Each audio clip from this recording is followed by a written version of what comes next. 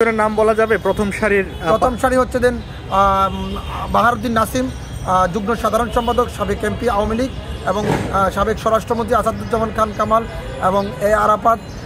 তারপরে যে আওয়ামী লীগের অনেক নেতৃবৃন্দ ওখানে উপস্থিত আছেন। আমি যদি আপনাদেরকে নামগুলো একটু বলি, সেখানে আছেন সাবেক এমপি খুসরু, সাবেক এমপি মুজিবুর রহমান নিক্সন, পারজানা শাম্মী, সাবেক মহানগর আওয়ামী লীগের নেতা সাদ্দাম হোসেন, ছাত্রলীগ সভাপতি শেখ ওয়ালি আসিফ ইয়ান, সাধারণ সম্পাদক বাংলা ছাত্রলীগ, সাদাত হোসেন, অজ্ঞাত আওয়ামী লীগ ফেনী সমিতি।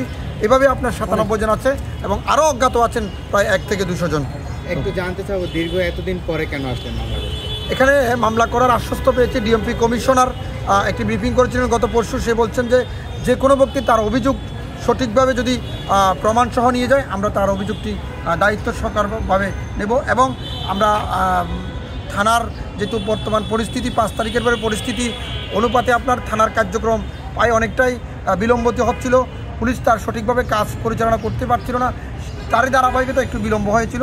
আমি আমার দলীয় নেতাকর্মী এবং উচ্চ মহলের সাথে যোগাযোগ করে আজকে এই মামলাটি করা। মামলা তো যে কোনো মুহূর্তে করা যায়, অসুবিধা নেই। আপনাকে পুলিশ থেকে কি আশ্বস্ত করলো? পুলিশ থেকে আমাকে যিনি ওসি সাহেব বলেছেন, আমি আন্তরিকভাবে এটি আমার মামলা নেওয়া আমার দায়িত্ব। তারপরও যেহেতু পলিটিক্যাল মামলা, আমি ঊর্ধ্বতন কর্তৃপক্ষকে বিষয়টি অবগত করেছি। আরেকটি বিষয় বলছেন যে এখানে কোনো আমাদের পুলিশ সদস্যরা কোনো জড়িত আছেন কিনা, তার মানে পুলিশ সদস্যরা যদি জড়িত থাকেন মামলাটা তারা নেবেন না। তো আমি বলছি এখানে কোনো পুলিশ সদস্য আপাতত নেই, আর ভবিষ্যতে দেখা যাবে বিষয়টি।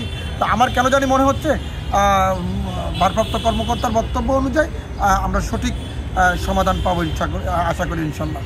জানেন 28 অক্টোবর 2023 আমার উপর সরকার দলীয় সমর্থকদের যেই নারকীয় হামলা, সেখানে 28 অক্টোবরকে কেন্দ্র করে আমার জাতীয়তাবাদী সংগঠন জোটের যে প্যান্ডেলটি ছিল সমাবেশস্থলে, সমাবেশটা ভেঙে আগুন ধরিয়ে দেওয়া হয়েছিল। সেখানে প্রায় 20 লক্ষ টাকার উপরে ক্ষয়ক্ষতি হয়েছিল এবং সেখানে বিভিন্ন জেলা থেকে আমাদের নেতাকর্মীরা সমাবেশে এসেছেন এবং তাদের উপর দেশীয় অস্ত্রশস্ত্র নিয়ে আওয়ামী সন্ত্রাসীরা যে হামলা করেছে, রক্তাক্ত করেছে এবং সে হামলার পরে আহত হওয়ার পরে আমাদের নেতাকর্মীদেরকে যখন আমরা হাসপাতালের বেডে নিয়ে গেছি, প্রাইভেট বলেন সরকারি বলেন, কোনো হাসপাতালে সেদিন আমাদেরকে আশ্রয় এবং প্রশ্রয় দেওয়া হয়নি, কারণ সেদিন আমরা কোনো চিকিৎসা পাইনি।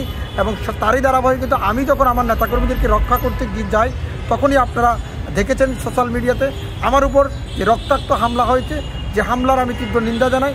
ওই হামলার ধারাবাহিকতায় আমি আজকে পল্টন থানায় আপনার 97 জনের নামে একটি মামলা করেছি। আর সেই মামলা আমরা এজাহার দিয়েছি।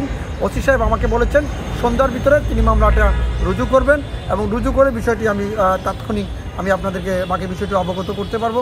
এবং কয়েকজনের নাম বলা যাবে? প্রথম সারি হচ্ছে দেন বাহারুদ্দিন নাসিম, যুগ্ম সাধারণ সম্পাদক, সাবেক এমপি আওয়ামী লীগ এবং সাবেক স্বরাষ্ট্রমন্ত্রী আসাদুজ্জামান খান কামাল এবং এ আরাফাত।